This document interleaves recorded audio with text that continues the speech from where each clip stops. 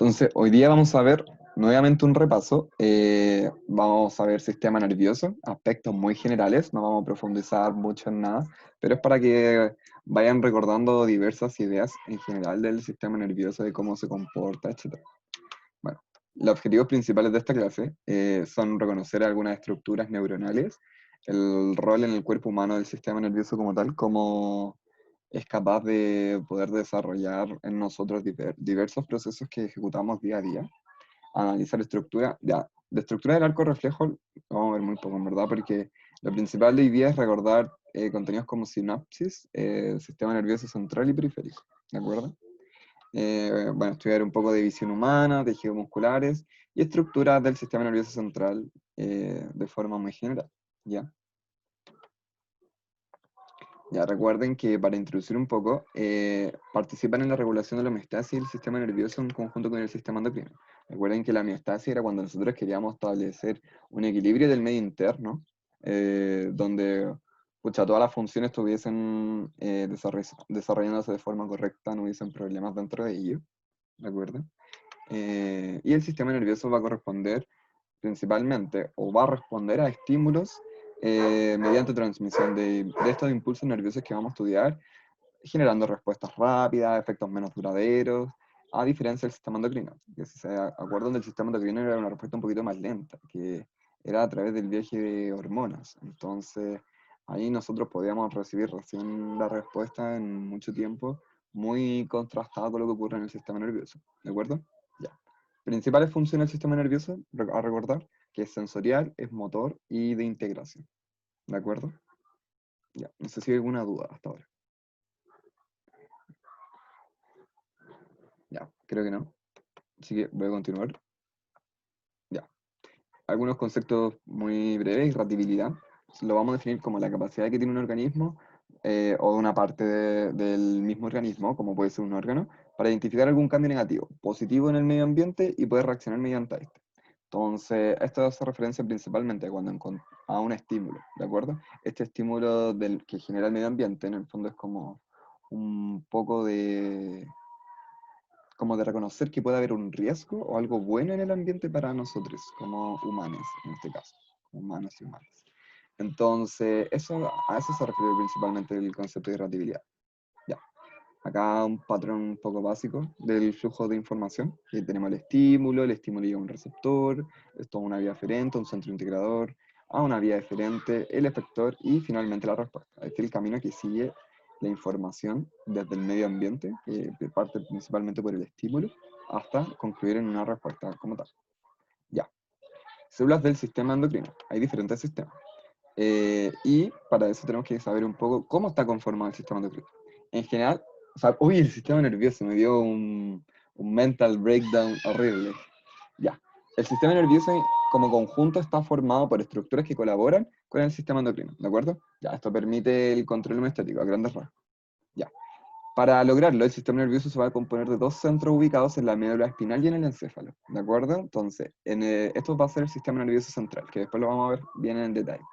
Acá se van a procesar e integrar diferentes señales que van a provenir del exterior del organismo, entre otras cosas. ¿De acuerdo? Y estas señales van a ser enviadas a sistemas efectores mediante vías diferentes para ejecutar la respuesta. Y donde ejecutamos la respuesta es donde va a participar el sistema nervioso periférico. ¿Ya? Entonces, las células, ahora que componen el sistema nervioso, forman lo que vamos a denominar tejido nervioso, ¿de acuerdo? Entonces, existen dos tipos de células. Las células de soporte, que vamos a conocer como células gliales, glías o neuroglías, que son lo mismo, y las células nerviosas o neuronas, que van a corresponder como a unidades morfo funcionales, ¿de acuerdo? Del sistema nervioso como tal, ¿ya? Ya, partiendo con las neuroglías, glías o células gliales, ya, son más abundantes que las neuronas para partir, ¿de acuerdo? No conducen impulsos como tal, su función tiene relación directa con mantener la estructura del sistema, ¿de acuerdo? Son de tipo más morfológico que morfofuncional. Cuando hablamos de morfofuncional, es directamente con la función asociada al sistema. Por eso las neuronas son de ese tipo, ¿de acuerdo? Porque participan directamente en lo que quiere ejecutar el sistema nervioso. Pero estas no, son más estructurales, ¿de acuerdo? Entonces, participan en la formación de reservorios como tal, barreras especializadas de defensa, entre otras cosas. Ya, existen células gliales que son exclusivas para el sistema nervioso central y otras que son para el periférico, ¿de acuerdo? Ya, las del central van a ser oligodendrocitos, ¿de acuerdo? Estos van a estar encargados principalmente de formar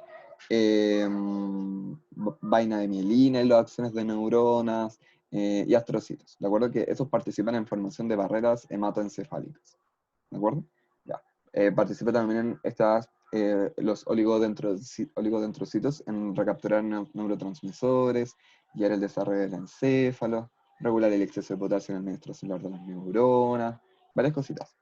Además de los oligodendrocitos, que son estas células gliales del sistema nervioso central, también están las microglías.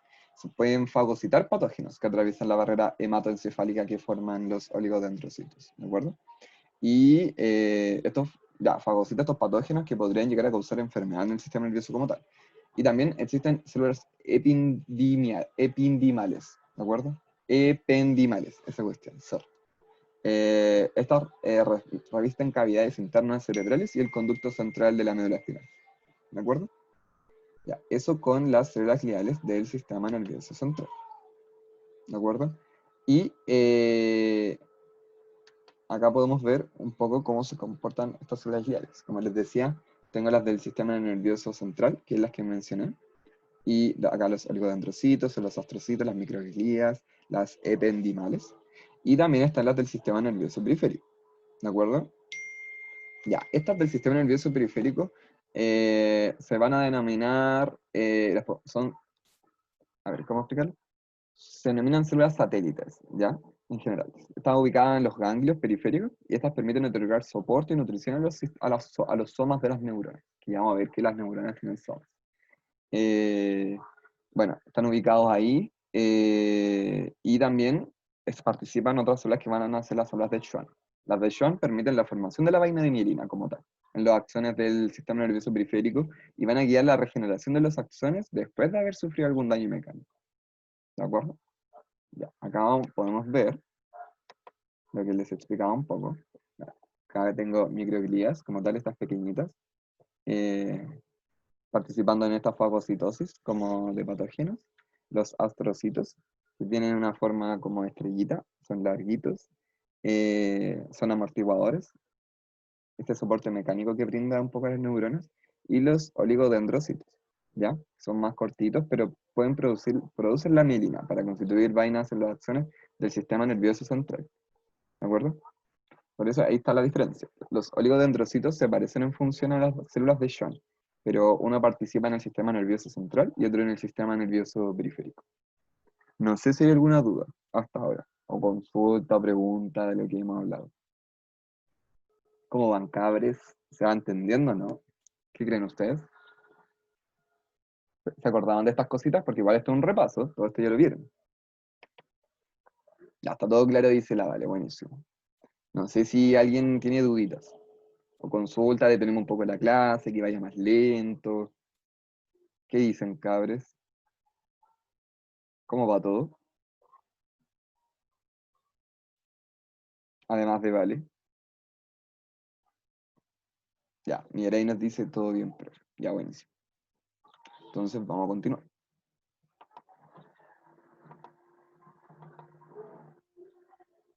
Ya. Y estas son las neuronas. Acá podemos ver directamente la estructura de la neurona, ¿de acuerdo? Ya. La neurona como tal es una unidad estructural y funcional del sistema nervioso. Esta es la protagonista, la que se lleva todas las miradas, ¿de acuerdo? Son capaces de generar y transmitir potenciales de acción, pueden establecer redes neuronales, ¿de acuerdo? En coordinación con las células gliales que ya vimos. Y esto permite mantener funciones específicas en el organismo, como el aprendizaje, la memoria, entre otros. Ya, ahora, para formar una red neuronal, las neuronas establecen comunicaciones entre ellas. La comunicación entre neuronas es lo que nosotros llamamos sinapsis. ¿De acuerdo? Y ahora, estructuralmente, identificamos estas tres regiones. El soma, ¿de acuerdo? Que es el cuerpo de la célula como tal. ¿De acuerdo? Que lo podemos ver ahí. Entonces, este soma, o pericarión también que se denomina, soma, cuerpo neuronal o pericarión, contiene la mayor parte del citoplasma y casi todos los organelos, ¿de acuerdo? Incluido el núcleo, ¿de acuerdo? Ya, recuerden que las neuronas son células. Recuerden que son células especializadas. Son diferentes a las células que veíamos antes, como la pelotita clásica con su organelo y muy tranquila. Ya, esta célula es muy diferente, porque se especializó. No sé si se acuerdan en qué etapa de la reproducción celular yo podía especializar una célula. ¿Quién se acuerda?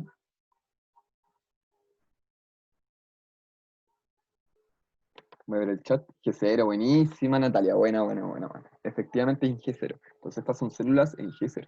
No tienen capacidad reproductoria. Ya.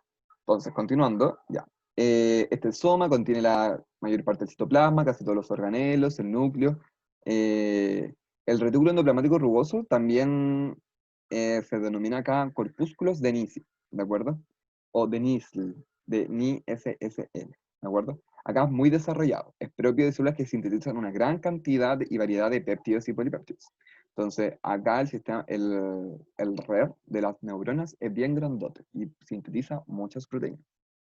Las somas neuronales forman centros nerviosos o núcleos grises en el sistema nervioso central y ganglios en el sistema nervioso periférico. Entonces, también las neuronas varían un poquito en su estructura dependiendo de qué parte del sistema nervioso estamos hablando. Ya. Las dendritas, que son estas como ramitas que tiene la neurona, son generalmente de tipo múltiple, ¿de acuerdo? Son consideradas proyecciones del soma. Entonces el soma se proyecta y forma estas estructuras. Esto incrementa el área de la recepción sináptica. Entonces, entre mayores son la cantidad de dendritas y más larguitas se van extendiendo y forman estas redes ramitas, mayor es la capacidad que tiene la neurona para poder recibir señales, ¿de acuerdo? Como tiene una mayor área de recepción sináptica. Y llevan los impulsos hacia el soma neuronal. Entonces, se denomina conducción centrípeta, ¿de acuerdo? Entonces, este estímulo que llega a esta señal, que viaja a través de las dendritas y llega al soma de la neurona, lo vamos a denominar conducción centrípeta, ¿de acuerdo? Ya. Y el axón, que acá podemos ver como esta estructura, ¿de acuerdo? El axón. Acá vemos dentro de la capa de mielina, porque está cubierto por mielina. Esta como colita que nosotros podemos ver de la neurona es principalmente, bueno, es de mayor longitud claramente que las dendritas. En general es solo uno, como por neurona tenemos un axón generalmente. Y muchas veces, como vemos acá, está rodeado de una vaina de mielina. La función principal es conducir el impulso desde el soma hacia el terminal sináptico. Eso se denomina conducción centrífuga. Entonces la conducción centrípeta, recuerda, llegaba la señal, entra a las dendritas, ¿de acuerdo? Es conducida a través de las dendritas al cuerpo somal, ¿de acuerdo? O al soma al cuerpo de la neurona. Ya, desde el soma, este impulso se conduce a través del axón hacia el terminal sináptico, ¿de acuerdo? Y eso va a ser una conducción centrífuga. Estos son los botones terminales, los terminales sinápticos, ¿de acuerdo? Y así, esta es la dirección de los mensajes, ¿de acuerdo? De ahí vamos a ver que hay algunas características asociadas que estén compuestas, que esta mielina ayuda un poquito acá como en el transcurso del impulso. Ya, no sé si hay alguna duda hasta ahora. Cabres, ¿cómo van? ¿Van bien? ¿Todo clarito con la estructura de la neurona?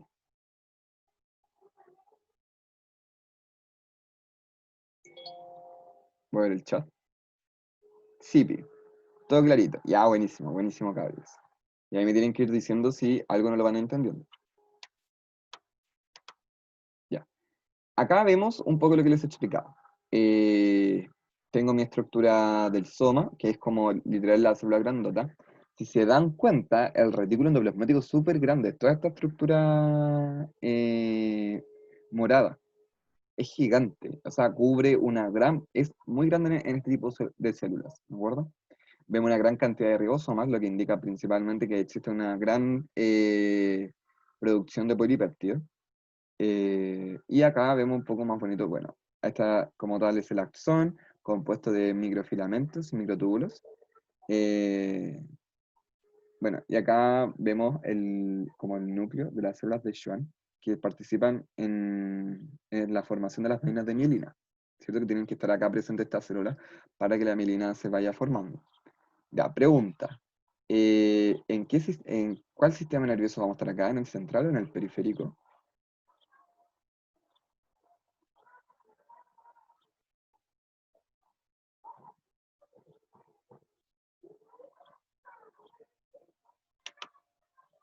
Periférico. ¿Por qué Natalia periférico?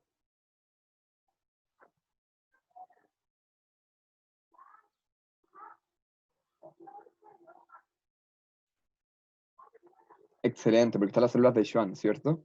Ya, y si no eran las células de Schwann, ¿qué células iban a estar si estuviésemos en el sistema nervioso central?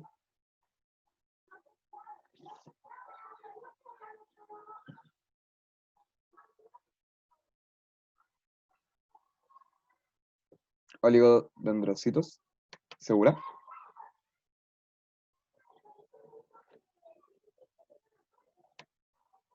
¿Seguras, cabres? Eran oligodendrocitos.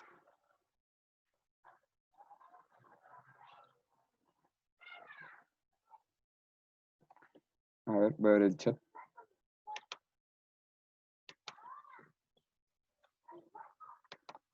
Ya, ¿están seguros? Oligodendrocitos.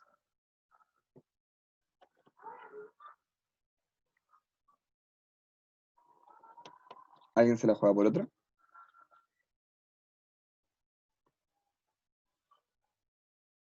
¿Cabres?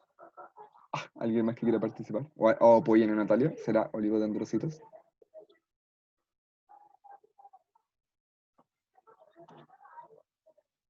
Cabres.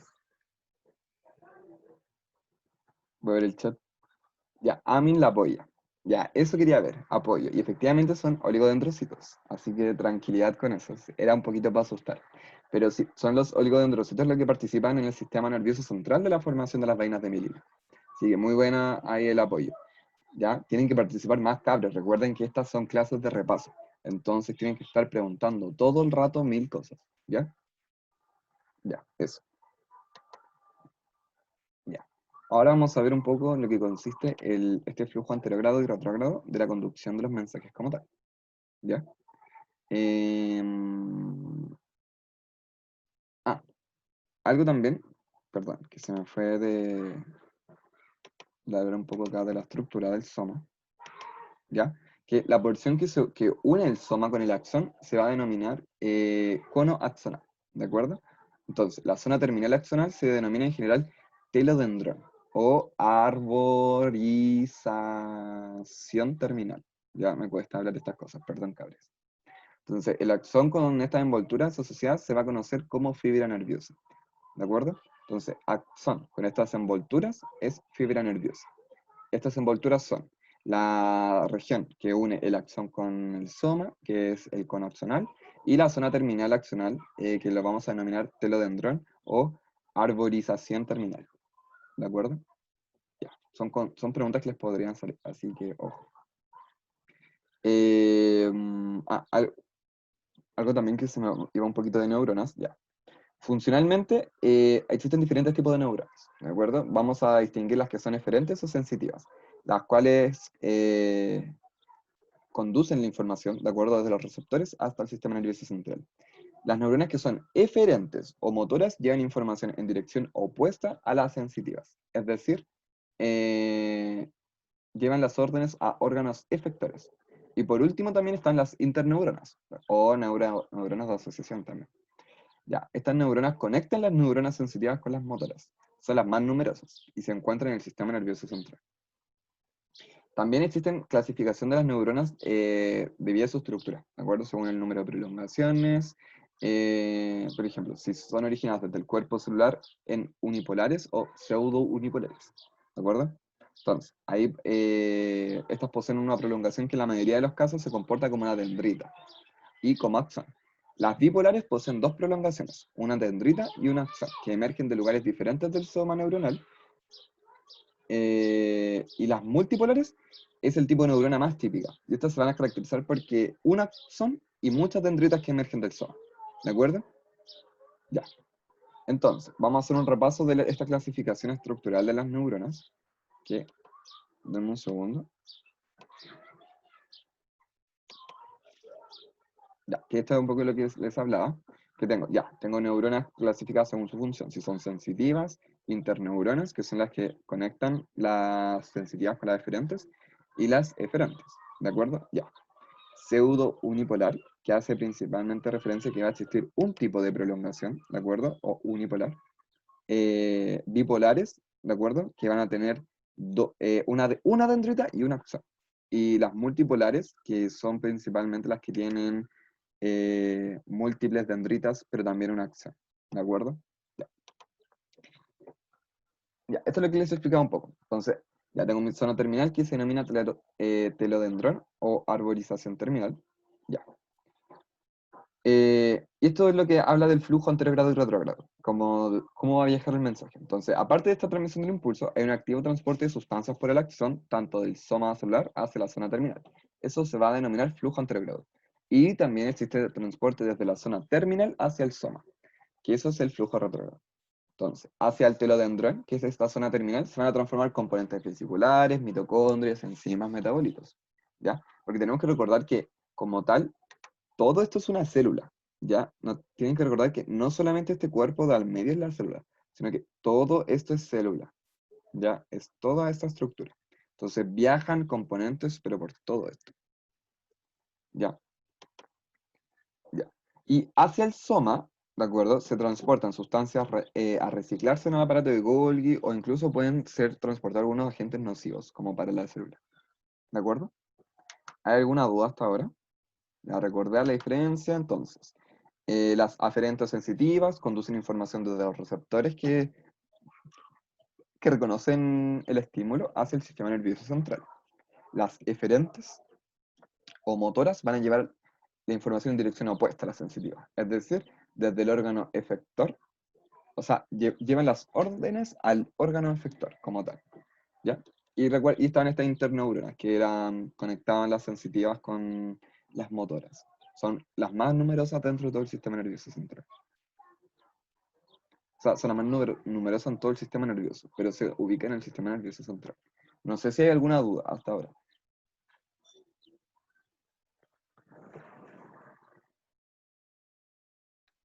¿Cómo van, cabres? ¿Van bien? ¿Todo bien? ¿Todo mal? No sé cómo van. Coméntenme, porfis. Necesito participación.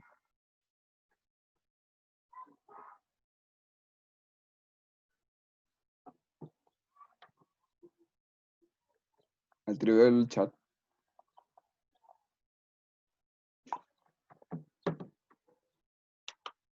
Todo bien. Ya, todo bien. Ya, buenísimo. Ya. Ahora vamos a ver un poco sobre la conducción electroquímica de las neuronas. ¿Ya? De todas formas, quiero alcanzar a ver como tal... No, sí, yo creo que alcanzamos, no hay ningún problema. Ya. Ya, en general, ya, la mayoría de las células animales presentan diferentes como carga eléctrica a través de la membrana plasmática, la cara interna, etc. Por ejemplo, ya nosotros sabemos por biología celular que la membrana interna de la membrana plasmática siempre presenta cargas eléctricas negativas. Y la cara externa presenta cargas eléctricas positivas, ¿ya? Siempre existe este gradiente electroquímico.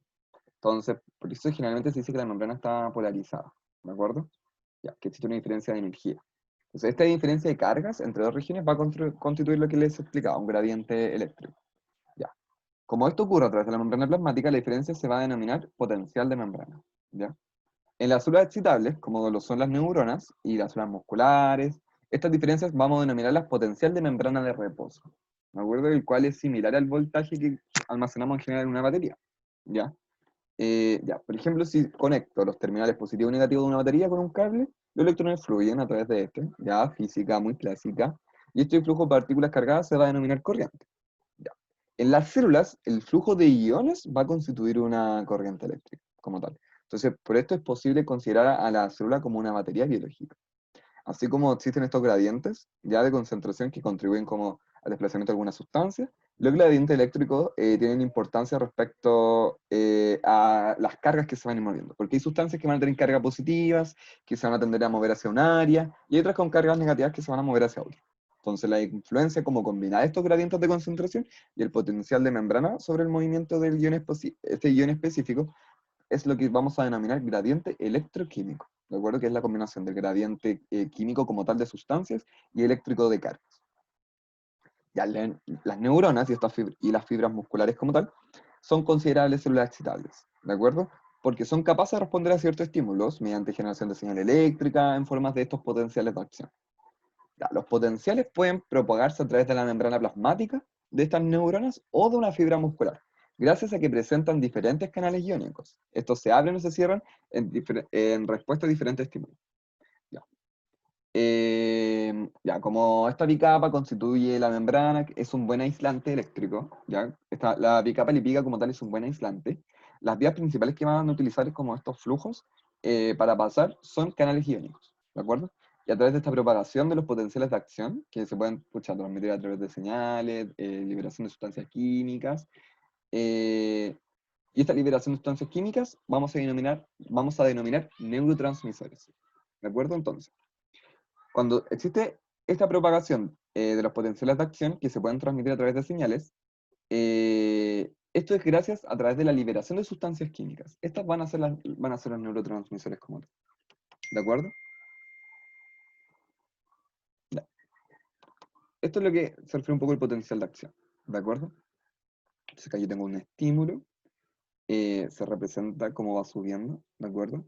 Se van abriendo los canales de iones, y acá tengo una repolarización, es decir, que la membrana vuelva a su estado como de polaridad normal, de carga normal, ¿de acuerdo? O sea, esta es una membrana como con su gradiente eléctrico normal, se eleva porque viene un estímulo, claramente, el estímulo genera la apertura de los canales iónicos, y la apertura de canales iónicos intensifica el gradiente eléctrico, y esto después vuelve a bajar porque eh, ¿cómo se dice? Porque los gradientes se terminan concentrando, ¿cierto? Como termina existiendo una homeostasis dentro del medio interno. No sé si hay alguna duda hasta ahora, o cómo van.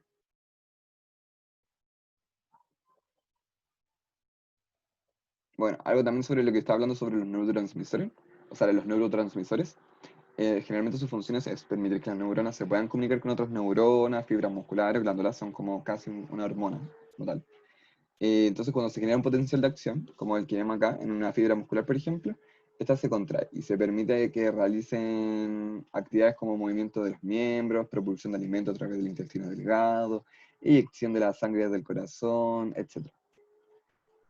Ya, el potencial de membrana de reposo se origina por tres factores, principalmente. Ya, uno es distribución desigual de iones, ¿de acuerdo? No sé, pues el líquido extracelular es rico en iones de cloro y sodio, y el citosol es más rico en iones de potasio, y algunos iones orgánicos. Entonces, en consecuencia de esto, la membrana tiene más canales pasivos al potasio que canales pasivos al sodio, por lo que la cantidad de iones potasio que abandona la célula es mayor que la cantidad de iones sodio que entra. Entonces, como existe eh, como una mala distribución de estos iones, porque están saliendo más de los que están entrando otros, el interior de la membrana se va tornando cada vez más negativo, ¿de acuerdo? Porque está saliendo mucho potasio positivo y está entrando mucho sodio, ¿cachai? Pero, o sea, y está entrando poco sodio positivo. Entonces, como entra poco positivo y sale mucho positivo, va a llegar a un punto en que va a ser cada vez más negativo. Y el exterior de la membrana cada vez más positivo también, porque está saliendo mucho potasio. Ya. Otra razón por la que podría haber potencial de membrana es la incapacidad de algunos aniones para abandonar la célula. Lo que pasa es que algunos se atrapan, ¿de acuerdo? No pueden seguir no sé, el potasio hacia afuera de la célula, porque están unidos a algunas moléculas, como fosfato, ATP, etc. Entonces, como no pueden salir, estos aniones terminan acumulándose de forma intracelular y terminan generando cambios en las cargas del medio intracelular. Y también existe alguna otra tercera razón por qué podría existir este potencial de membrana de reposo, es la actividad de algunas bombas. Por ejemplo, la bomba sodio-potasio, eh, eh, las bombas de calcio, etc. ¿Ya? Como tal, la bomba sodio-potasio lo que hace, uy, ahí hablaron en el chat. ¿Puede explicar el periodo refractario? Sí, sí, ya. Termino esto de explicar como las razones para que se podría originar el potencial de membrana y le damos con el periodo refractario. Ya. Entonces, la bomba sodio-potasio, por ejemplo, a grandes rasgos, lo que hace es expulsar 3 iones de sodio por cada 2 iones de potasio importados, ¿de acuerdo? Entonces, dado que esta bomba sodio-potasio o bomba NAK-ATPasa extrae más cargas positivas de la célula que las que lleva a su interior, es electrogénica, es decir, ayuda a establecer el potencial de membrana de reposo con el interior negativo, ¿de acuerdo? Ya. Y me preguntaron por el periodo refractario.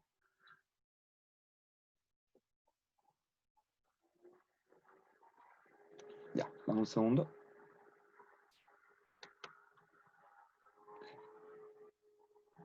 Ya, con periodo refractario, perdón, es que lo conozco por otros nombres, que me preguntó Natalia. Este periodo, te refieres a este periodo de repolarización, ¿cierto?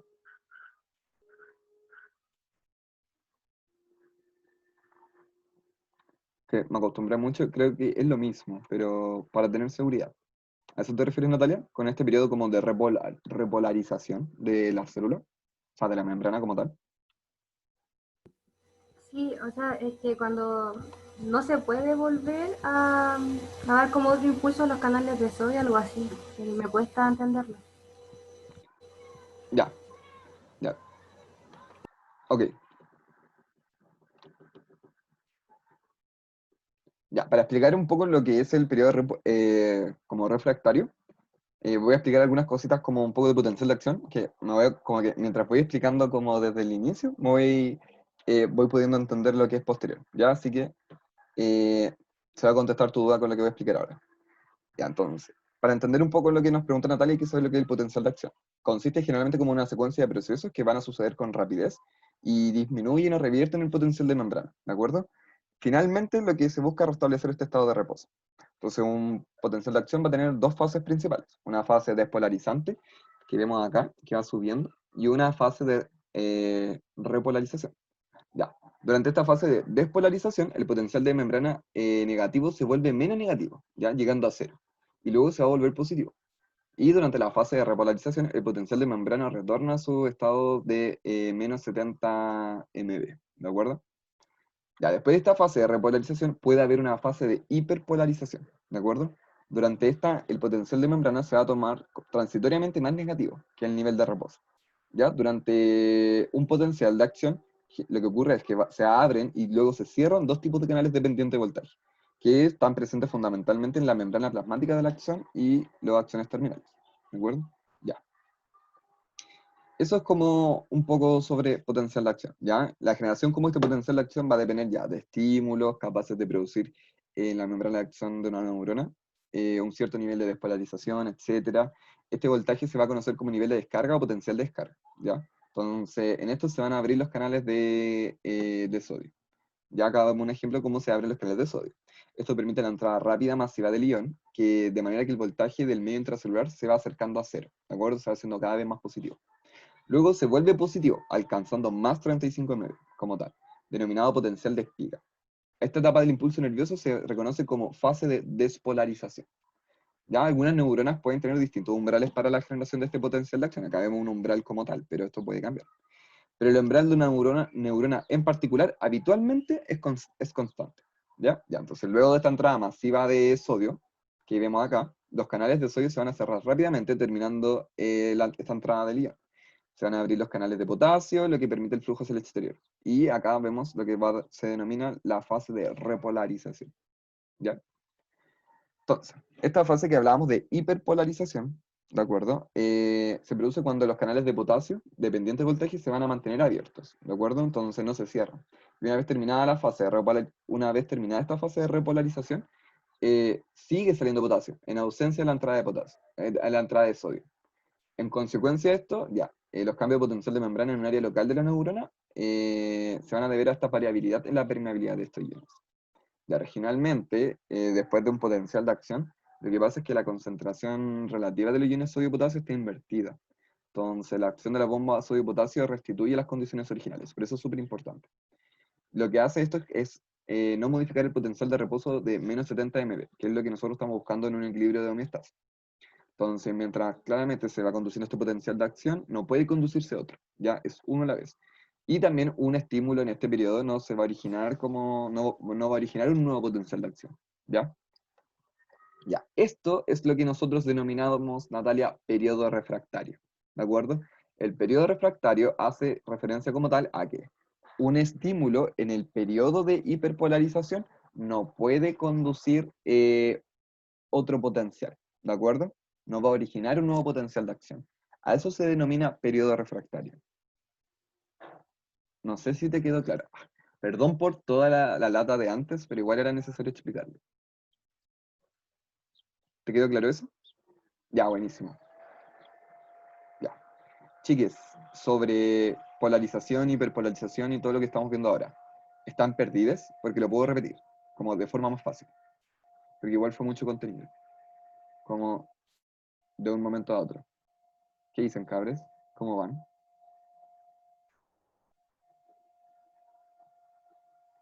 ¿Se perdieron un poco? Sean honestos, si se perdieron, le damos de nuevo.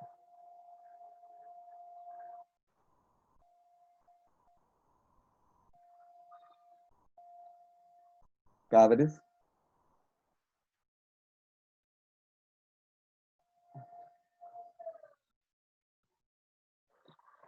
¿alguien se perdió? Ya. Ah, a mí fue como yo, y dije, se perdió. Y dijo, no, entendió todo. Ya, entonces, eso yo también es como, ¿están entendiendo? Ya, Paola se perdió. Eso necesitaba. Muchas gracias, Paola. Ahora lo voy a repetir. Ya, lo que estábamos hablando, en general, era potencial de acción. Ya lo voy a repetir de una forma mucho más simple. Ya. Entonces, este potencial va a consistir en una secuencia de procesos que van a suceder de forma rápida y disminuyen o revierten el potencial de membrana, que ya sabemos que este potencial de membrana son estas diferencias de carga que existen normalmente en la membrana, el interior más negativo, el exterior más positivo, ¿ya? Entonces, tiene dos fases principales, la fase despolarizante y una fase de repolarización. Ya, durante la fase de despolarización, el potencial de membrana negativo se va a volver cada vez menos negativo, ¿de acuerdo? Va a retornar y durante la fase de repolarización, el potencial de membrana va a retornar a su estado más negativo de menos 70 mV, ¿de acuerdo? Ahora, después de esta fase de repolarización, ocurre esta fase de hiperpolarización, ¿de acuerdo? En esta fase de hiperpolarización lo que ocurre es que el potencial de membrana se torna transitoriamente más negativo que el nivel de reposo, ¿ya? Y durante el potencial de acción lo que ocurre generalmente es que se van a abrir o cerrar dos tipos de canales dependientes de voltaje, ¿ya? Entonces puede tener dos canales que se van a estar abriendo y cerrando de forma simultánea. Entonces, este es el proceso, el periodo de hiperpolarización, ¿de acuerdo? Entonces tengo despolarización, repolarización e hiperpolarización. La hiperpolarización puede o no ocurrir, ¿de acuerdo? Puede haber esta fase, donde este potencial de membrana se va a tornar cada vez más negativo que el nivel de reposo normal. Ya, pero eso no siempre ocurre. Y ahora, para entender un poquito las partes, entonces, yo para generar este potencial necesito un estímulo. Este estímulo debe producir en la membrana del axón o de la neurona un cierto nivel de despolarización, que es lo que nosotros vamos a denominar estímulo umbral. ¿De acuerdo? Entonces, este estímulo umbral, lo que hace, que en este caso, generalmente es de menos 55 microvoltios con muchas neuronas, lo vamos a denominar también nivel de descarga o potencial de descarga. Ya, cuando yo hablo de despolarizar, es que invierto la polaridad o la cambio, en el fondo las cargas que tenía generalmente la membrana ya no son las mismas de antes. ¿De acuerdo? Ya. Entonces, cuando ocurre este estímulo umbral, que lo que hace en el fondo es, ya, viene el estímulo primero, produce en la membrana la despolarización inicial, que es el estímulo umbral. Lo que ocurre acá es que se van a abrir canales de sodio, ¿de acuerdo? Se abren canales de sodio, lo que permite la entrada rápida y masiva de este ion, de manera que el voltaje del medio intracelular se va acercando a cero. Es decir, mientras van entrando iones positivos de sodio, el interior de la célula que estaba negativo se va acercando a cero, ¿de acuerdo? Ya, entonces, repitiendo el paso, se genera un estímulo, esto produce la despolarización gracias al estímulo umbral, que es lo que vamos a denominar. Entonces, este nivel de descarga permite la apertura del canal de sodio y entran los iones sodio y se vuelve más positivo, llegando a cero.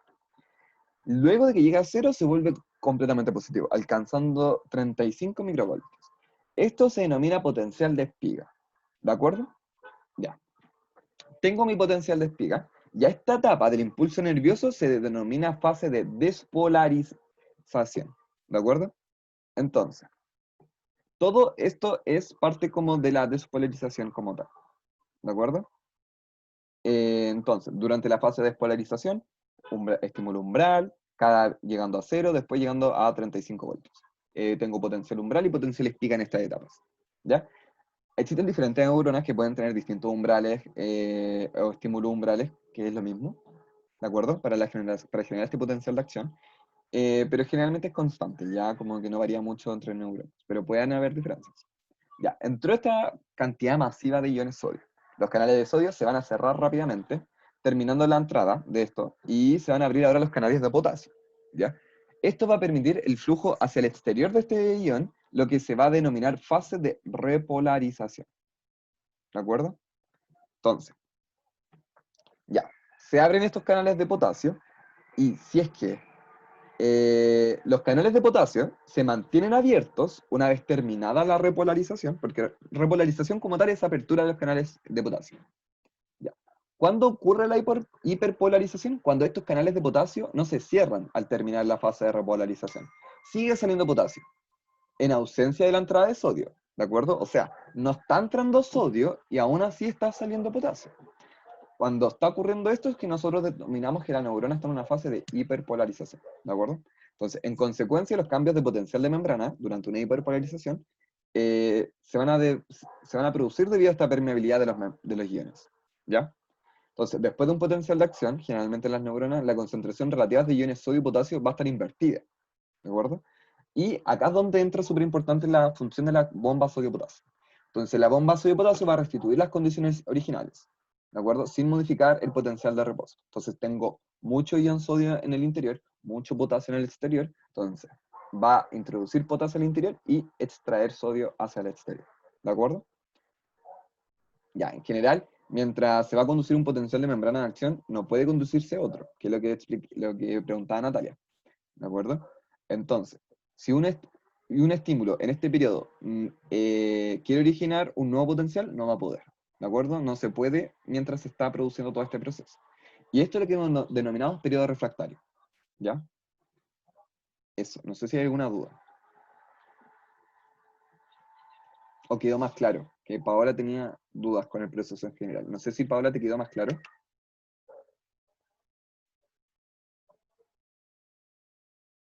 Ya, buenísimo. Ya, vamos a continuar. Ya. Algo súper importante sobre el potencial de acción es que no ocurre en respuesta a un estímulo subumbral, ¿de acuerdo? Este es ¿a qué se refiere? Esto es un estímulo de despolarización débil, que no puede llevar el potencial de membrana hasta el umbral, ¿de acuerdo? Entonces, si el estímulo es débil, no se va a producir todo esto, ¿ya? Por otra parte, si el estímulo hubiese sido de una intensidad más alta que el umbral general, es decir, un estímulo supraumbral, el potencial de acción podría haber alcanzado el mismo voltaje que con un estímulo umbral, ¿de acuerdo? Es decir, cada uno de los potenciales de acción que produce un estímulo supraumbral tiene la misma amplitud o tamaño que un potencial de acción causado por un estímulo umbral normal.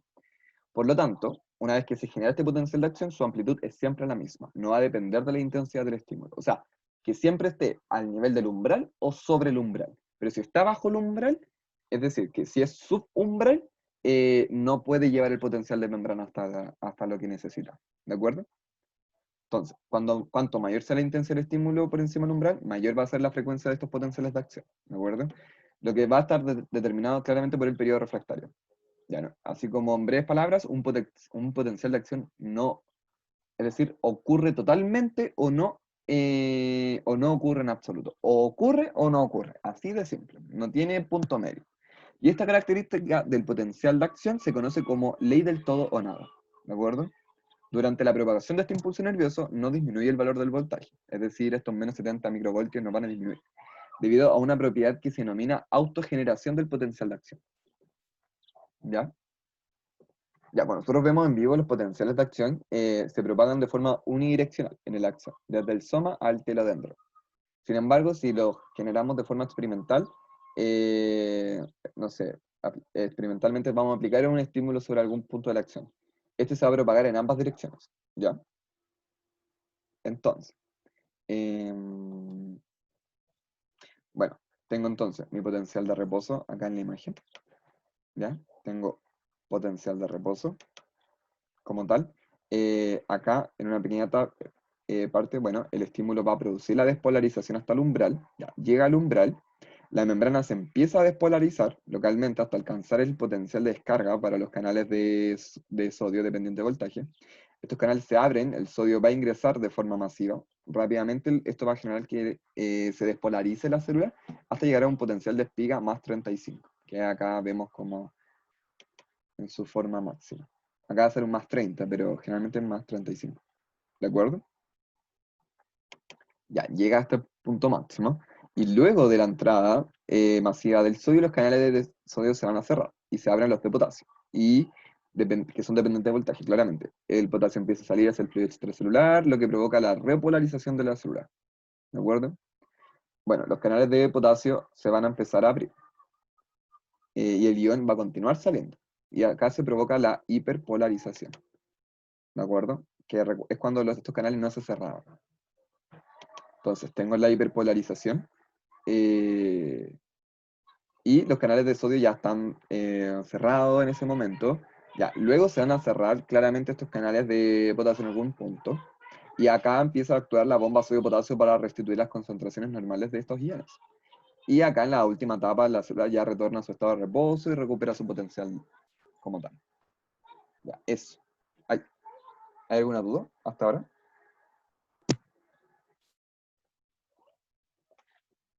Ahora vamos a ver sinapsis. Todo clarito. Ya, buenísimo. Ya, me voy a saltar esto de velocidad. Pero creía que era muy importante repasar eso. Ya. Sinapsis. Ya, las sinapsis son zonas funcionales a través de las cuales se van a producir la transmisión de este impulso nervioso, ¿de acuerdo? Entre dos neuronas, denominadas presináptica y postsináptica. Van a depender si envían o reciben la información respectivamente. Ya, del buen funcionamiento de la sinapsis va a depender muchos procesos, tales como la atención, el aprendizaje o la percepción. ¿Ya?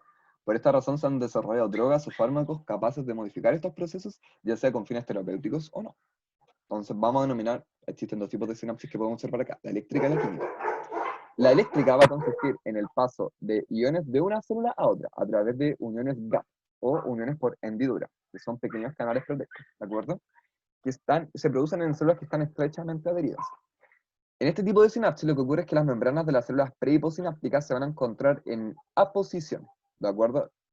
Es decir, va a formar puentes de baja resistencia eléctrica a través de los cuales van a pasar estos iones en ambas direcciones con relativa facilidad en forma sincronizada. Ya. Esto genera la transmisión del impulso de forma directa y rápida, ¿de acuerdo? Este tipo de sinapsis son escasas en mamíferos. Por ejemplo, contacto entre células musculares cardíacas, musculatura lisa, lisa lateral, embrión y desarrollo, y también algunas interneuronas se van a comunicar por este tipo de sinapsis, pero no otras, ¿de acuerdo? Su presencia en numerosas regiones del cerebro adulto, como tálamo, cerebelo, corteza, sugiere que también desempeñan un papel importante en la fisiología cerebral en el adulto, ¿ya? Son súper importantes. Acá podemos ver el ejemplo. ¿De acuerdo? Tienen esta forma. Ahí están las uniones de hendidura, que son estas proteínas que permiten el paso de los iones. ¿De acuerdo? Ya, eso con la sinapsis eléctrica. Las sinapsis químicas, acá lo que pasa es que las neuronas presinápticas y postsinápticas están separadas por un espacio que se llama hendidura sináptica. Esta mide alrededor de 20 nanómetros de ancho. Así para que se hagan una idea, menos de la millonésima parte de un centímetro, como a ese nivel de chicas. Entonces lo que pasa es que el potencial de acción va a llegar al extremo de un axón y no va a poder saltar la brecha que existe. Y la señal eléctrica va a tener que convertirse en una señal química para generar este paso. Porque recuerden que las señales eléctricas pasaban de forma casi directa porque estaban pegaditas a las células, ¿de acuerdo? Entonces acá participan los neurotransmisores. Estos son mensajeros químicos que van a conducir esta señal neuronal a través de la sinapsis. Se unen a estos canales iónicos activados químicamente en la membrana de la neurona polisináptica. Y acá lo que pasa es que el tiempo necesario para estos procesos en una sinapsis química demora, es de 0,5 microsegundos aproximadamente. Esto se va a denominar demora sináptica, ¿de acuerdo? Ya. A ello se va a deber que la sinapsis química se transmita impulsos con mayor lentitud que las eléctricas, porque existe un espacio, claramente.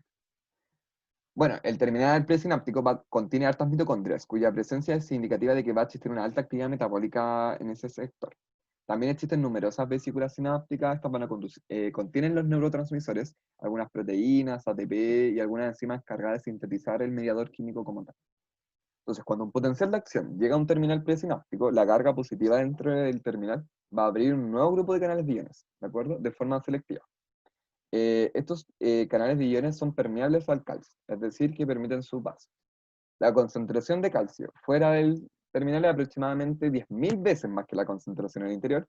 Entonces lo que pasa es que el calcio va a entrar por el terminal, va a entrar en la zona terminal, donde va a activar una serie de proteínas que va a provocar que estos neurotransmisores que estaban almacenados en vesículas se fundan con la membrana plasmática.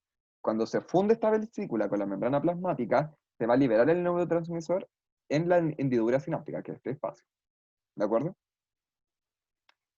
Entonces, acá podemos ver un poco cómo actúa. Entonces, escucha, se ve como un poco chiquito. Eh, a ver, pero denme un segundo. Voy a poner una imagen que es muy buena.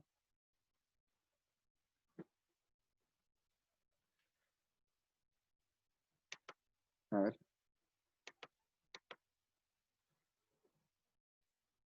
Ya, esta imagen. La voy a recortar un poquito.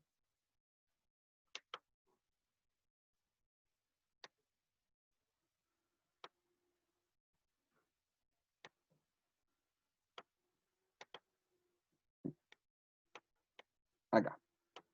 Entonces, tenemos acá el potencial de acción que está llegando a esta zona de terminación sináptica. ¿De acuerdo? Entonces acá tengo los receptores, ¿de acuerdo? El potencial postsináptico. Tengo las mitocondrias, tengo las vesículas sinápticas. Y acá vemos los neurotransmisores, que son como estas pelotitas. ¿De acuerdo? Ya, entonces, continuando con la explicación. Eh, ya. El terminal presináptico contiene estas mitocondrias que podemos observar acá. ¿De acuerdo? Con estas mitocondrias ya van a indicar que existe una actividad metabólica. Entonces, cuando un potencial de acción llega a un terminal presináptico, como el de acá, la carga positiva dentro de la terminal va a abrir estos canales de iones. ¿De acuerdo? Que son permeables al calcio. Como la concentración del calcio fuera de este terminal es mucho más grande, casi 10.000 veces, claramente va a entrar por estos canales, donde va a activar una serie, y este ingreso de calcio permite que se activen una serie de proteínas, ¿de acuerdo? Que van a provocar que los neurotransmisores que están almacenados en estas vesículas se fundan con la membrana presináptica y se liberen en la hendidura sináptica. ¿De acuerdo? Bueno, respecto como a la membrana postsináptica, su característica más destacable es que presenta receptores moleculares, es decir, proteínas de membrana, que son capaces de modificar la permeabilidad de la membrana al unirse al neurotransmisor y activar estas vías metabólicas. Ya, en general, los efectos que pueden causar los neurotransmisores sobre la membrana postsináptica puede ser excitatorio o inhibitorio. Si es excitatorio, se va a generar la despolarización de la membrana postsináptica, potencial postsináptico, excitatorio o PPS. Y si es inhibitorio, se genera una hiperpolarización de la membrana postsináptica, o potencial postsináptico inhibitorio, o PPSI. ¿Ya? Este tipo de potencial que se va a generar no va a depender del neurotransmisor, sino más bien del receptor al cual se una, que podemos observar acá que existen diferentes tipos de receptores acá, que son estos canales iónicos. ¿De acuerdo? Entonces, cabres, estamos en la hora. Voy a pasar la lista, denme un segundo. Porfis, no se vayan.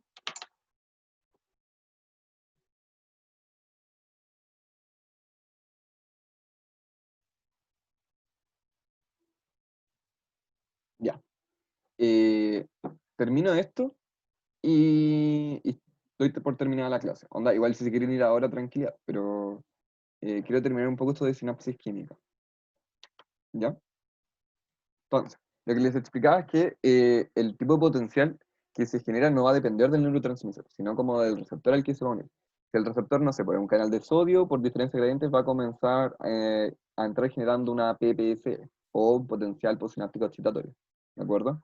No obstante, si ese mismo neurotransmisor se une a un receptor que corresponde a un canal de potasio, no de sodio, va a comenzar a salir el potasio, lo que va a generar una pérdida de cargas positivas. Eso va a aumentar la negatividad interna, hiperpolarizando la membrana y generando una PPSI o un potencial postsináptico inhibitor. Entonces, asimismo, el neurotransmisor se va a unir a un receptor de canal, no sé, pues de cloro, eh, Y como este está más concentrado en el medio extracelular y posee una carga negativa, va a comenzar ingresando, generando una hiperpolarización y una PPSI. Ya, existen algunos neurotransmisores que tienen acciones preferenciales. Por ejemplo, el neurotransmisor GABA, ¿ya? Este es inhibitorio y también está el glutamato, que suele ser el principal activador de del sistema nervioso central. Ya, en la mayoría de las sinapsis químicas, solo es posible la transmisión unidireccional de la información, ¿de acuerdo? Desde una neurona presináptica hacia la neurona posináptica, o hacia un efector como es la fibra muscular o también las glándulas, ¿de acuerdo?